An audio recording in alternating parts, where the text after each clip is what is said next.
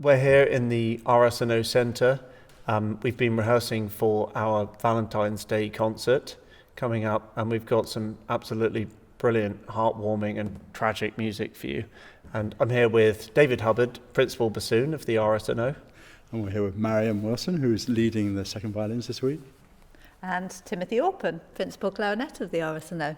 So Marion, the concert, the themes in the concert, what are your thoughts? I wonder what Tchaikovsky would make of his symphony being called Symphonie Pathétique, because apparently pathétique, the word in Russian meant passionate, but it got translated into French as pathétique, which is solemn or emotive, which is kind of missing the whole point, isn't it? It's the passionate symphony. In this concert, looking at the programming with the Wagner in the second half, we're not skirting around the issue. It's kind of straight for the jugular. Yeah. With, if you think about the sort of the white hot intensity of the opening of Tristan, and from that level of intensity, it just keeps on building. It's almost unimaginable what Wagner asked from the orchestra and from the players. It's both a colossal vision in terms of what Wagner has and the scale of the ambition, but also what is required from the players. I mean, it's exhausting, isn't it? Both totally, yeah. Physically and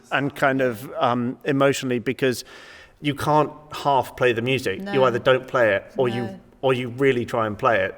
There's no half measures. And he actually divides the violins into 8 parts at one Right. point. He's incredible with his layering and writing and richness. Like you were talking about Tchaikovsky and this big sound, which absolutely, but I think even triple that for Wagner. But Tchaikovsky heard his music, right? He heard. Sure. He heard, right, so it's like kind of. So it's interesting how he. In terms of the harmonies and things, it's not anywhere as complex perhaps as Wagner, but it's still as powerful. It's just powerful in a very different way. And in this way of life, when we have everything mic'd up and huge sounds and planes and things, it must have been pretty dramatic in their time to have that huge sound. And you think about, especially when Wagner uses the full orchestra, that sort of tutti sound, tutti mic when everyone's playing together. It's incredible sitting as we do, Dave, like right in the middle of it, with the horns behind you, and it's just sitting in the middle of the exciting. orchestra when it's going full tilt. It's just fantastic. Yeah. There's nothing like it. If you get the right combination of the conductor with this repertoire that we're playing, it kind of feels like you're flying. You know, when you do that moment when you take off, and it's like this force that sort of carries you. Yeah. So it's an amazing thing to be part of. Because the textures sometimes are quite dense and the writing is quite heavy. I feel like it really develops your sound and your breathing. Yes. I don't know Yes, if there's an equivalent for violin absolutely. players. I'm just going to grab this part while it's sitting here. It's massive. So first of all, the big sound. And actually, when you've got used to making a big sound, that third movement's quite tricky. With the light off the string, triplet quavers really fast. But that is quite difficult to control and quite out of the blue and quite, it's a really thin texture. So actually, yes, technically that is quite tricky. Have you got any violin moments that you think people should be listening out for in their symphony? Well, my moments that I'm thinking of are in Tannhauser.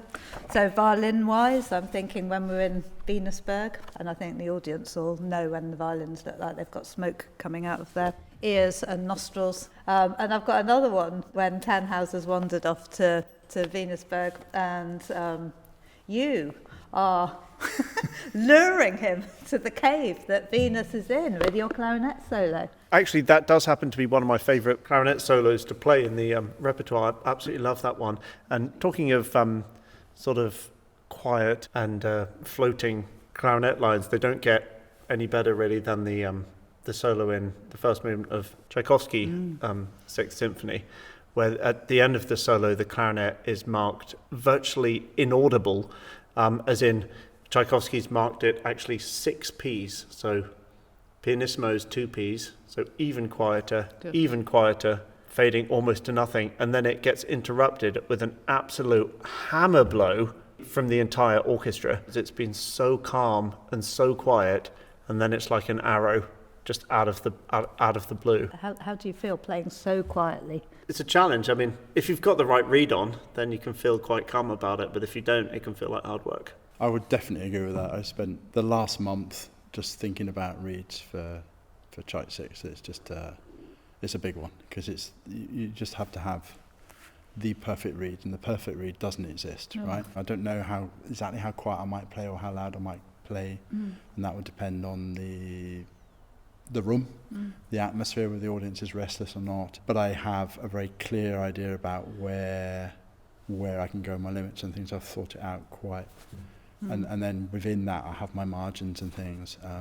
But I always want to push a margin. I think that's where the beauty comes from. If you've just pushed something beyond where, like in the last movement when we've got, the opening is very dramatic, as you said, Tim, and then the tune comes back in just the bassoons, and I always want to with the strings, and I want to get quieter and quieter. I want to see if I can make the strings go even quieter and kind of have that almost that kind of battle between who can be the quietest, because it just creates such an incredible atmosphere. The room, you can feel that electricity in the room.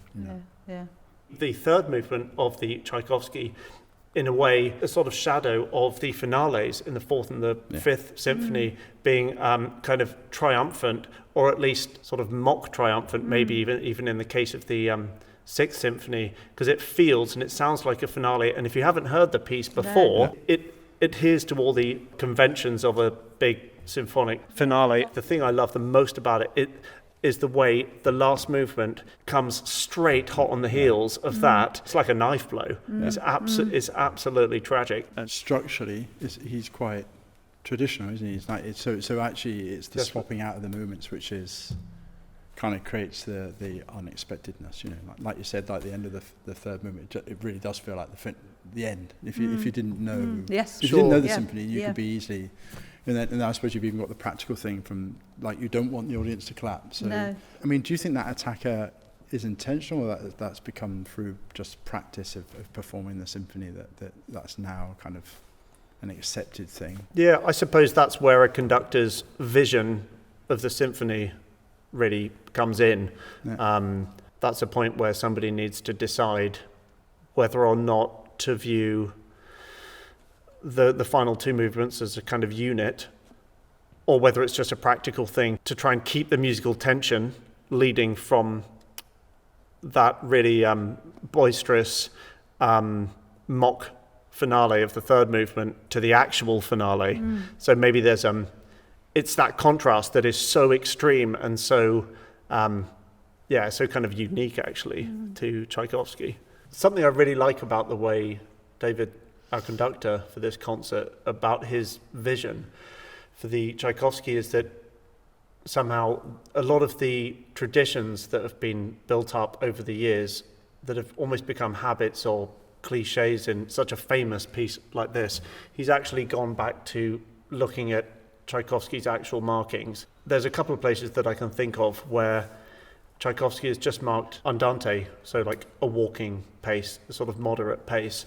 And sometimes people play these passages so slowly, and something that you get is, with a slightly more flowing version, is a feeling of the music really existing in time and not sort of just not dying before it needs to. I mean, it's interesting you said that, because I spoke to him, we were just having coffee, and I said to him, it's interesting with your interpretation of the symphony, it seems to me that you want to say something for the performance in the rehearsals, and sometimes in the rehearsals maybe things weren't quite lining up, and he said, that's not important to me. He said that it will line up. What's important is that it will come together in the process, and on the night it's the feeling that's much more important.